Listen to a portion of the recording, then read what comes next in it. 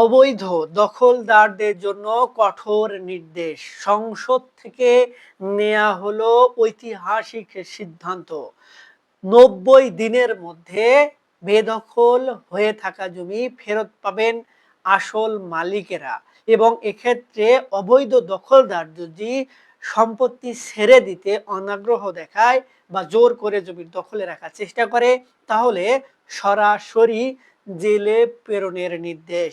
সুপ্রিয় ভিউয়ার্স, এই পদ্ধতিটা কিভাবে কাজ করবে এবং এক্ষেত্রে ভূমি মালিকরা কি করবেন বা তাদের কি করতে হবে, আজকের এই ভিডিওটিতে এই সংক্রান্ত বিষয়গুলো নিয়েই বিস্তারিত আলোচনা করব।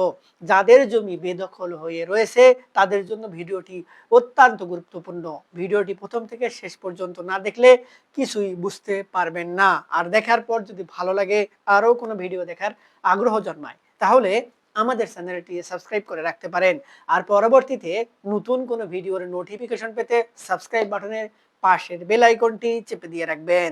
আসসালামু আলাইকুম সুপ্রিয় ভিউয়ার্স, যারা জমির মালিক কিন্তু জমির দখলে নেই বা দখলে যেতে পারছেন না, বা যারা জমির দখলে রেখেছে তারা কোনোভাবেই জমির দখলে যেতে দিচ্ছে না, এক্ষেত্রে আপনারা যারা আসল মালিক তাদের কিন্তু একটি ভোগান্তি বটে।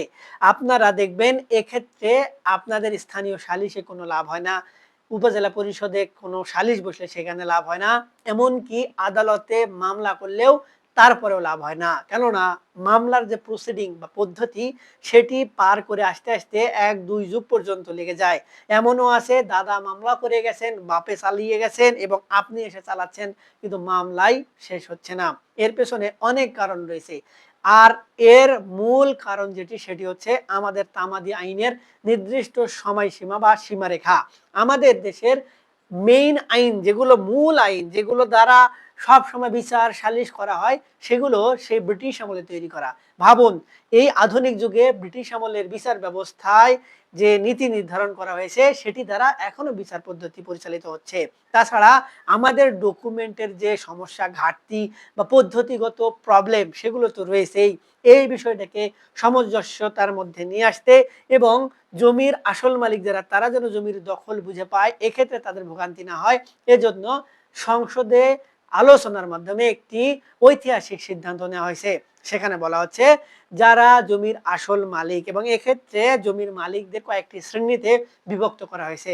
যেমন প্রথমে আসে সরকারি খাস সম্পত্তি।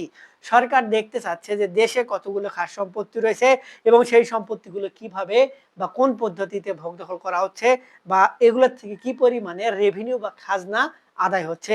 এজন্য সরকার খাস সম্পত্তিকে বিশেষ অগ্রাধিকার দিয়ে সকল সম্পত্তিকে তালিকাভুক্ত করে এই সম্পত্তিগুলোর মালিকানা এবং ভোগ দখল সরকারের কাছে নিয়ে আসতে বা আসল মালিককে বুঝিয়ে দিতে একটি তফসিল বা নীতিমালা তৈরি করছে। এই নীতিমালায় ৯০ দিনের মধ্যে সম্পত্তির আসল মালিক যারা তারা জমির ভোগ দখল বুঝে পাবেন, এবং ৯০ দিনের মধ্যে যদি ওই সকল মালিক যারা জবরদখল করে রেখেছে তারা আসল মালিক না হয়, তারা জমির দখল না ছাড়ে, তাহলে তারা জেল হাজতে যাবেন। এক্ষেত্রে যে ডকুমেন্টগুলো দেখা যাচ্ছে সেগুলো হচ্ছে দলিল, খতিয়ান এবং যে খাজনা প্রদান করা হয় সেটি। এবং এক্ষেত্রে খাস সম্পত্তির পাশাপাশি যে সম্পত্তির মালিকেরা সর্বাধিক অগ্রাধিকার পাবেন এবং সুবিধা পাবেন সেটি হচ্ছে যারা ওয়ারিশান সম্পত্তির মালিক কিন্তু সম্পত্তি বুঝে পাচ্ছে না। এমন অনেক কমপ্লেইন আছে বা এমন অনেক অভিযোগ আমাদের কাছে আছে যে সম্পত্তির মালিক আমার মা ছিল, বা ওয়ারিশান সূত্রে আমার মা পাওয়ার কথা, বা আমার দাদা পাওয়ার কথা, বা আমার দাদি পাওয়ার কথা, বা আমার নানা নানি পাওয়ার কথা, সেই সম্পত্তিগুলো আমরা মালিক, কিন্তু যারা ভোগ দখল করছে তারা কোনোভাবে সম্পত্তি ছাড়ছে না।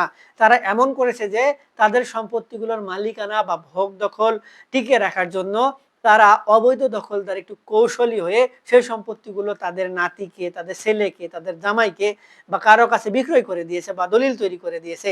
এই ধরনের গ্যাঞ্জাম পাকিয়ে সম্পত্তিগুলোকে ভোগ দখল করার চেষ্টা করছে। এখন এসে যখন ভোগ দখল চাচ্ছি, দেখা যাচ্ছে সম্পত্তি আমার মায়ের কিন্তু বিক্রয় করে দিয়েছেন আমার মামারা, চাচারা, খালুরা, খালারা, এবং ভোগ দখল করছে তাদেরই আত্মীয় স্বজন বা অন্য কোনো ব্যক্তি। এখন তাদের কাছে জমি চাইতে গেলে তারা দলিল দেখাচ্ছে, আদালতে মামলা করতে গেলে হয়রানির শিকার হচ্ছে, অতিরিক্ত অর্থ খরচ হচ্ছে। এই বিষয়টাকে আমলে নিয়ে এখন থেকে ভূমি মালিকেরা ভূমি অপরাধ প্রতিরোধ এবং প্রতিকার আইনের বিধিমালা অনুযায়ী সরাসরি জেলা প্রশাসকের কার্যালয়ে অভিযোগ জানাতে পারবেন এবং অভিযোগ জানানোর পরে একটি টিম গঠন হবে এবং সেই টিমের নেতৃত্ব দিবেন একজন নির্বাহী ম্যাজিস্ট্রেট এবং ওই নির্বাহী ম্যাজিস্ট্রেট 90 দিনের মধ্যে সেই জমির কি করা যায়, কারা মালিক, কিভাবে মালিক এবং যারা ভোগ দখলে রয়েছে তারা কি করবে, তাদের কি হবে, এই বিষয়ে একটি সিদ্ধান্ত জেলা প্রশাসক বরাবর পাঠাবেন। তারপরে সেখান থেকে সিদ্ধান্ত যেটি আসে সেই সিদ্ধান্ত মোতাবেক আপনাদের যে আবেদন সেটির বিষয়ে সিদ্ধান্ত জানানো হবে এবং এরই ফলশ্রুতিতে যদি আপনারা আসল মালিক হয়ে থাকেন এবং ভূমি বা জমির মালিকানা পাওয়ার যোগ্য হয়ে থাকেন, সেক্ষেত্রে আপনারা জমির ভোগ দখল বুঝে পাবেন। এক্ষেত্রে জেলা প্রশাসক কার্যালয় থেকে পুলিশ প্রশাসনকে নির্দেশ দেওয়া হবে, তারা গিয়ে আপনার সম্পত্তির ভোগ দখল বা মালিকানা আপনাদেরকে বুঝিয়ে দিবে এবং এক্ষেত্রে ওই সম্পত্তিগুলোর মালিকানা বা ভোগ দখল কিভাবে পাবেন বা কোন পদ্ধতি পাবেন সে বিষয়টি অত্যন্ত গুরুত্বপূর্ণ, কোনোভাবে ভুল করা যাবে না। যদি আপনি ওয়ারিশান সূত্রে সম্পত্তির মালিক হন তাহলে আপনি কার কার মাধ্যম দ্বারা ওয়ারিশ হচ্ছেন সেই ওয়ারিশান সনদগুলো লাগবে।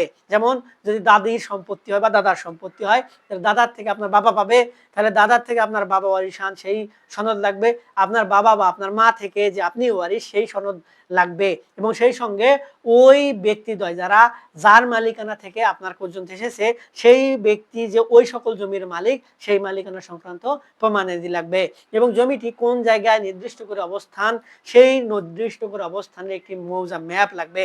এই ডকুমেন্টগুলো এবং সঙ্গে বিধিমালার অর্থাৎ ভূমি অপরাধ প্রতিরোধ এবং প্রতিকার বিধিমালার পরিশিষ্ট পাস অনুযায়ী আপনাদের ফর্ম একটি রয়েছে, সেই ফর্ম পূরণপূর্বক আপনাদেরকে জেলা প্রশাসক কার্যালয়ে আবেদন করতে হবে এবং এক্ষেত্রে আরেকটি নির্দেশনার কথা বলা হচ্ছে, যদি সেটি বাস্তবায়ন হয় তাহলে ভূমি মালিকেরা এই ভোগান্তি থেকেও মুক্তি পাবেন। সেটি হচ্ছে দলিল এবং নামজারির প্রক্রিয়াটিকে অটোমেশন প্রক্রিয়ার মাধ্যমে নিয়ে এসে সরাসরি জেলা বা উপজেলা সাব রেজিস্ট্রি অফিসের অন্তর্ভুক্ত করা, অটোমেশন প্রক্রিয়ায় নামজারি সম্পন্ন হয়ে যাওয়া এবং ভূমি অফিসে যে এসিলেন্ট তাকে নির্বাহী কিছু ক্ষমতা প্রদান অর্থাৎ ম্যাজিস্ট্রেসি কিছু ক্ষমতা প্রদানের মাধ্যমে এই ধরনের অভিযোগগুলো অর্থাৎ যারা জমির মালিক কিন্তু ভোগ দখলে নেই, মালিকানা সংক্রান্ত দ্বন্দ্ব, গ্যাঞ্জাম, ফাসাদ, দ্বন্দ্ব, ওই জমির আকার নিয়ে, জমির পরিমাণ নিয়ে, এগুলো নিয়ে যে সংক্রান্ত সমস্যা সেগুলো তাদের কাছে অভিযোগ জানালে তারা বিষয়টি জেনে শুনে বুঝে তারপরে সেখান থেকে একটি বিচার সালিশ এর মাধ্যমে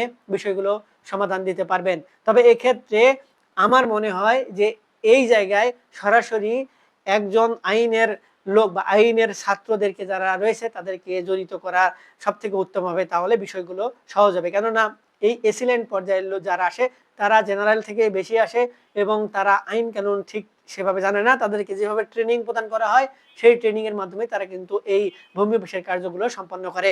তাহলে এই বিষয়টি এইভাবে করলে হয়তো এটির সমাধান দ্রুত পাবে। সুপ্রিয় ভিউয়ার্স, এখন আসেন যদি কোনো ভূমি মালিক তাদের জমির মালিকানা অবৈধ বা তারা জানে বা তারা বুঝতেছে যে অবৈধ, তারপরে জমির মালিকানা ছাড়ছে না, আদালতে গিয়ে মামলা করার কথা চিন্তা করছে, এক্ষেত্রে তাদেরকে উভয় সংকেত দেওয়া হয়েছে যে আপনারা যদি আদালতে মামলাও করেন এবং এটি প্রমাণিত হয় আপনারা আসল মালিক না ভুয়া মালিক, কিন্তু জেনে বুঝে আপনারা হয়রানি করছেন, রাষ্ট্রের সম্পদ এবং সময় নষ্ট করছেন এবং যারা আসল মালিক তাদের আপনি সম্পত্তি বুঝিয়ে দিচ্ছেন না, সেক্ষেত্রে কিন্তু ভূমি অপরাধ প্রতিরোধ এবং প্রতিকার আইন অনুযায়ী সর্বনিম্ন 2 বছর থেকে সর্বোচ্চ 7 বছর পর্যন্ত আপনাদের সশ্রম কারাদণ্ড হতে পারে এবং সেই সঙ্গে যদি জরিমানা করার কথা মনে করে থাকেন, এক্ষেত্রে যারা আসল মালিক তারা বঞ্চিত হয়েছেন দীর্ঘদিন, আপনার জরিমানা হওয়া উচিত, সেক্ষেত্রে জরিমানাও কিন্তু আপনাদেরকে করতে পারে। আগে এই বিষয়টি শুধু জরিমানার মধ্যে সীমাবদ্ধ ছিল, এখন কিন্তু জরিমানার পরিমাণ বাড়িয়ে জেল জরিমানার ব্যবস্থা করা হয়েছে। তাই যারা অবৈধ মালিক তারা সচেতন হন এবং সংসদ থেকে যে বিষয়টি বাস্তবায়নের নির্দেশনা এসেছে এবং বিধিমালা বা একটি পরিপত্র আকারে সকল জায়গায় পৌঁছে যাবে, তাই বিষয়টি নিয়ে সকলকে সাবধান থাকতে হবে। সুপ্রিয় ভিউয়ার্স, আশা করি আপনারা ভিডিওর বিষয়বস্তু বুঝতে পেরেছেন। একটু বিক্ষিপ্ত আলোচনা, কিন্তু মনোযোগ সহকারে যদি দেখেন আশা করি আপনারা বুঝতে পারবেন। আজকে এ পর্যন্তই, দেখা হবে সামনে নতুন কোনো ভিডিওতে। ততদিন পর্যন্ত ভালো থাকবেন, ধন্যবাদ।